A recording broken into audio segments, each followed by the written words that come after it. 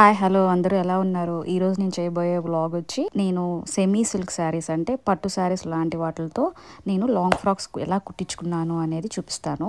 ఇది వచ్చి గ్రీన్కి కల్నేత ఎల్లో షేడ్ వచ్చిందండి. అండ్ ఇలా బాహుబలి బుట్ట పెట్టించుకొని బోట్ నెక్ పెట్టించుకొని లాంగ్ ఫ్రాక్స్ ఇచ్చేయించుకున్నా. దీనికి హైలైట్ వచ్చి నెక్ లో కాంట్రాస్ట్ ఫ్లవర్ వచ్చినవి డాట్స్ లా పెట్టించుకున్నాను. మొత్తం శారీ ఒక పళ్ళు మాత్రమే కొంచెం పోయింది, మిగతా చక్కగా ఫ్లేర్ బాక్స్ ఫ్లీట్ పెట్టి చాలా బాగా స్టిచ్ చేశారు. మీరు పక్కన ఉన్న పిక్ లో అటాచ్ చేసి చూస్తే అర్థమైద్ది మీకు.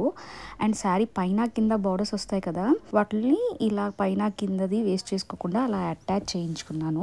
ఈ శారీ నేను మీషోలో 1000 రూపీస్ కి తీసుకున్నానండి. ఇప్పుడు లింక్ అడగమాకని నాకు గుర్తే లేదు, 1 year బ్యాక్ కదా. బట్ శారీ క్వాలిటీ తగ్గట్టే ఉంది, 1000 రూపీస్ కి తగ్గట్టు. ఇది బెనారసీ కోటా శారీ అండి. స్టిచ్చింగ్ కి విత్ లైనింగ్స్ 1500 అయింది. సో టోటల్ అవుట్ఫిట్ 2500 లో అయిపోయింది. వేసుకున్నాక బుట్ట బొమ్మలా అనిపించింది.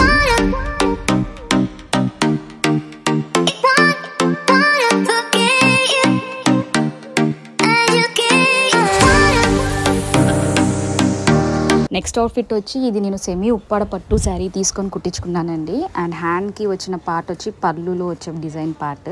ఇది ఎల్లో కలర్ మస్టర్డ్ ఎల్లోకి గ్రీన్ అండ్ పింక్ డిజైన్ లో వచ్చింది. అండ్ దీనికి కాంట్రాస్ట్ గా వైలెట్ బార్డర్ ఇచ్చి అదే బ్లౌజ్ పీస్ ఇచ్చారు.